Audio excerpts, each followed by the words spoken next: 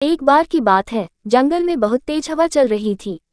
तेज हवा से बचने के लिए एक सियार पेड़ के नीचे खड़ा था और तभी उस पर पेड़ की एक भारी टहनी आकर गिर गई। सियार के सिर में गहरी चोट लगी और वो डर कर अपनी गुफा की ओर भाग गया। उस चोट का असर कई दिनों तक रहा और शिकार पर नहीं जा सका। खाना न मिलने से सियार दिन प्रतिदिन कमजोर होता जा रहा था। एक दिन उसे बहुत तेज भूख लगी थी और उसे अचानक एक हिरन दिखाई दिया। सियार उसका शिकार करने के लिए बहुत दूर तक हिरन के पीछे दौड़ा, लेकिन वह बहुत जल्दी थक गया और हिरन को नहीं मार पाया। सियार पूरे दिन भूखा प्यासा जंगल में भटकता रहा, लेकिन उसे कोई मरा जानवर भी नहीं मिला जिससे वह अपना पेट भर सके। जंगल से निराश होकर सियार ने गांव की ओर जाने की ठानी। सियार को उम्मीद थी कि गांव में उसे कोई बकरी या मुर्गी का बच्चा मिल जाएगा, जिसे खाकर वह अपनी रात काट लेगा। गांव में सियार अपना शिकार ढूंढ रहा था, लेकिन तभी उसकी नज़र कुत्तों के झुंड पर पड़ी जो उसकी ओर आ रहे थे। सियार को कुछ समझ में नहीं आया और वो धोबियों की बस्ती की ओर दौड़ने लगा। कुत्ते लगातार भौंक रहे थे और सियार का पीछा कर रहे थे। सियार को जब कुछ समझ नहीं आया तो वह धोबी के उस ड्रम में जाकर छुप गया जिसमें नील घुला हुआ था। सियार को न पाकर कुत्तों का झुंड वहां से चला गया। बेचारा सियार पूरी रात उस नील के ड्रम में छुपा रहा। सुबह सवेरे जब वह ड्रम से बाहर आया तो उसने देखा कि उसका पूरा शरीर नीला हो गया है। सियार बहुत चालाक था। अपना रंग देखकर उसके दिमाग में एक आइडिया आया और वह वापस जंगल में आ गया। जंगल में पहुंचकर उसने ऐलान किया कि वह भगवान का संदेश देना चाहता है, इसलिए सारे जानवर एक जगह इकट्ठा हो जाएं।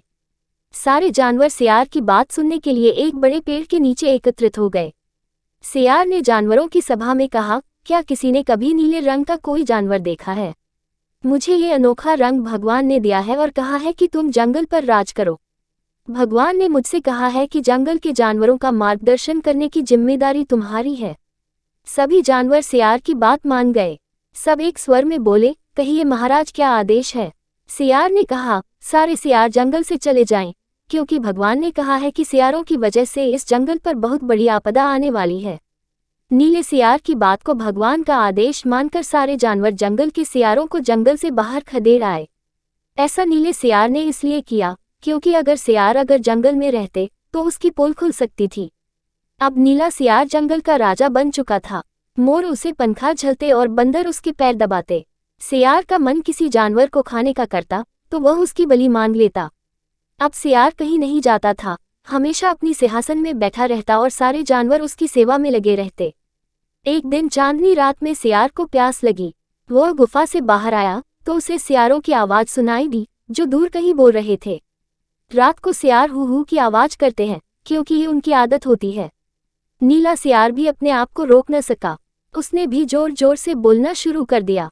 शोर सुनकर आसपास के सभी जानवर जाग गए। उन्होंने नीले सियार को हू हू की आवाज़ निकालते हुए देखा। तब उन्हें पता चला कि ये एक सियार है और इसने हमें बेवकूफ़ बनाया है। अब नीले सियार की पोल खुल चुकी थी। यह पता चलते ही सारे जानवर उस पर टूट पड़े और उसे मार डाला। इसलिए हमें कभी झूठ नहीं बोलना चाहिए, एक न एक दिन पोल खुल जाती है। किसी को भी ज़्यादा दिनों तक बेवकूफ़ नहीं बनाया जा सकता है।